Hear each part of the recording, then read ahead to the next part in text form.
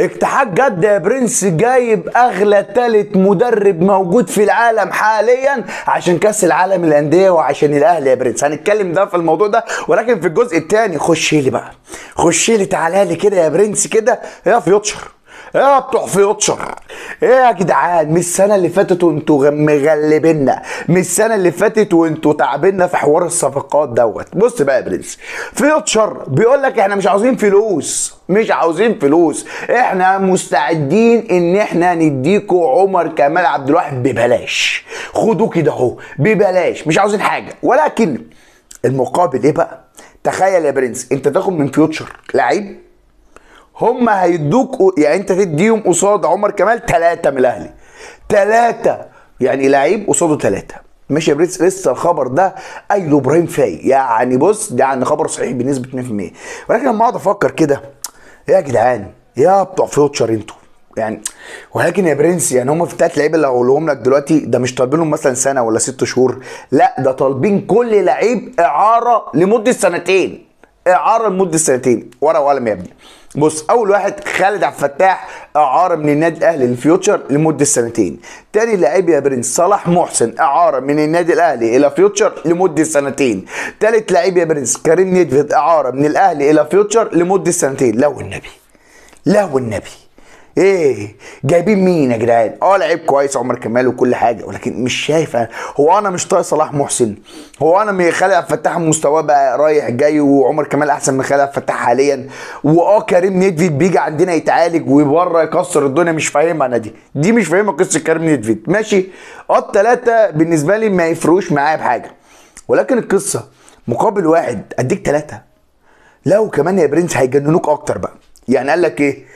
لو احنا هناخد 2، لو الاهلي وافق مثلا يديله مثلا ايه خالد عبد الفتاح وصلاح محسن، والاهلي ما رضوش يديله كريم نيدفيد، هيقول لك ايه؟ طب ممكن ناخد فلوس.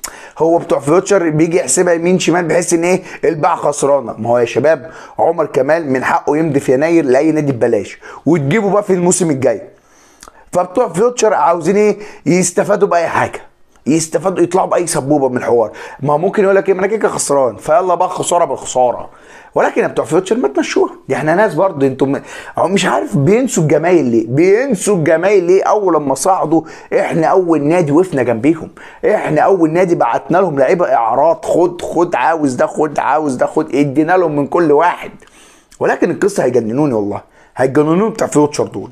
يعني قصه الاعراض دي انا مش عارف. ولكن عمر كمال بيقرب بشكل كبير جدا من النادي الاهلي يا برنس، يعني بنسبه 90 95%. ماشي، الحوار كله هيتحل اساسا، الموضوع المفاوضات ده رايح جاي، يعني الحوار ده هيتحل في اقرب وقت يا برنس. وانا بقول لك عمر كمال لما يجي النادي الاهلي اضافه كبيره جدا جدا. وانا توقعاتي اللي هيخرجوا، يعني توقعاتي صلاح محسن وخالد عبد الفتاح، ويعني ده توقعاتي في الصفقه، والاهلي هيدفع الباقي فلوس. اما كريم نيدفيد ممكن ما يخرجش، كريم نيدفيد ممكن ما يخرجش. ماشي يا برنس، خش بقى ايه على بتوع الاتحاد. بتوع الاتحاد انا بشجع الاتحاد في السعوديه، ما عنديش اي مانع، ولكن طالما الاهلي تقف بقى، طالما ده حبيبي، ده غالي عليا. ده القصه بعد ما عيني الراجل نونو لما مشكلته مع كريم بنزيما وقال لك مش عارف ايه وايه وممشينه يا معلم، جابوا مدرب اسمه مارسيلو ولا مش عارف ايه كده دوت يا برنس، بياخد في الموسم 19 مليون يورو او جنيه استرليني، يعني حاجه من الاثنين. انت تيجي تبص للرقم ده، جدي كاريرو ما بياخدش كده. جدي كاريرو لو سمع الكلام ده هيموت فيها، الراجل كبير. ولكن يا برنس هو اسمه مارسيلو والتاني كولر اسمه مارسيل كولر.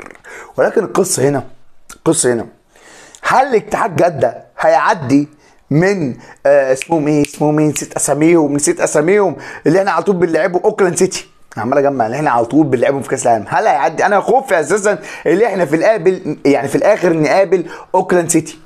ماشي، ولكن مش مشكله، احنا ما بيهمناش مدربين، دي احنا اساسا مش هاممنا كريم بنزيما ولا كانتي ولا فابينيو ولا الليله دي، احنا ما بيهمناش حد. باذن الله يا شباب هنعمل نتيجه ايجابيه في كاس العالم، ولا يهمني مدرب ولا مش مدرب. الاهلي جاي باذن الله، خلي بالك ان كاس العالم قرب، كاس العالم قرب، ده اقل من شهر ونلعب كاس العالم. عاوزك تدعي وتدعم فريقنا يا برنس بكل قوه. ما تنساش اللايك بتاعك كده يا برنس. سلام.